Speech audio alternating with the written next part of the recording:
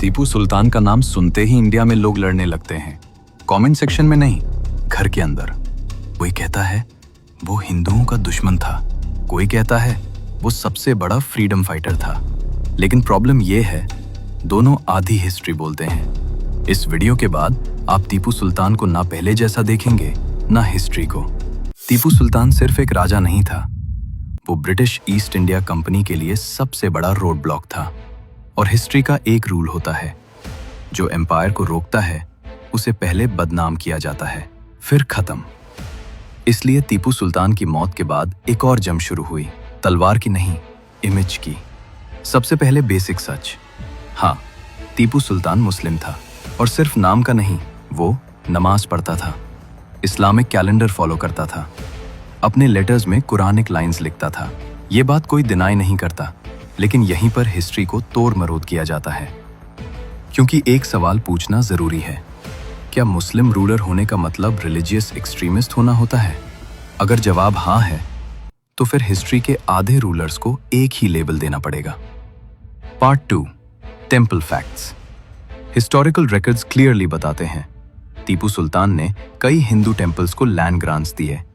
श्रृंगेरी मठ पर जब अटैक हुआ, उसकी रीबिल्डिंग के लिए मदद भेजी। हिंदू पुजारियों को रॉयल सैलरी दी। अब एक लॉजिकल सवाल, क्या कोई रिलीजियस फैनाटिक मंदिरों को पैसे और जमीन देता है? ये इमोशनल डिफेंस नहीं है, ये लिखा हुआ रिकॉर्ड है। Part 3, forced convergence. सच बोलते हैं, हाँ, कन्वर्जन्स हुए। मलाबार, कूर्ग, मैंगलोर। अब यहाँ दो तरह के लोग झूठ बोलते हैं। एक साइड कहती है कुछ हुआ ही नहीं, दूसरी साइड कहती है सब हिंदुओं के खिलाफ था। दोनों गलत हैं। रियलिटी ये है, ये इलाके पॉलिटिकल रिबेलियन के सेंटर्स थे, और उस जमाने में religion equals political loyalty. Tipu Sultan ने ये पॉलिसी कंट्रोल के लिए उसे की। ये फैसला सच था, कुछ जगह गलत भी, लेकिन इसे सिर्फ रिलीजियस हेट्रेड कहना हिस्ट्री का मर्डर है।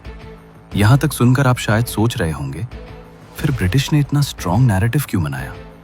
ब्रिटिश एम्पायर एक चीज समझता था, अगर आप किसी को विलन बना दो तो उसे हराना आसान हो जाता है।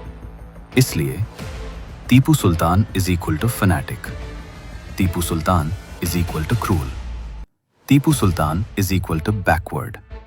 उसके रिफॉर्म्स, उसकी मॉडर्न आर्मी, उसकी रॉकेट्स, उसकी एंटी ब्रिटिश अलायंसेस, सब गायब। बच्चा क्या? एक स्कैरी इमेज, और वो इमेज आज तक रिपीट हो रही है। आज के हिस्टोरियंस कहते हैं टीपू सुल्तान ना हीरो था ना मॉन्स्टर। वो एक रूलर था जो सर्वाइवल के लिए हार्ड डिसीजंस ले रहा था। उसने गलतियां की, उसने ऑपरेशन भी की, लेकिन उसे सिर्फ एक रिलीजियस एक्सट्रीमिस्ट कहना लेजी हिस्ट्री है। क्योंकि सच सिंपल नहीं होता, सिंपल सिर्फ प्रोपेगेंडा होता है। अगर आप टीपू सुल्तान को पूरा विलन या पूरा हीरो मानता हो, तो शायद आप हिस्ट्री नहीं, नैरेटिव फॉलो कर रहे हो। और अब सवाल आपसे है, आप सच के साथ हो या कहानी के साथ?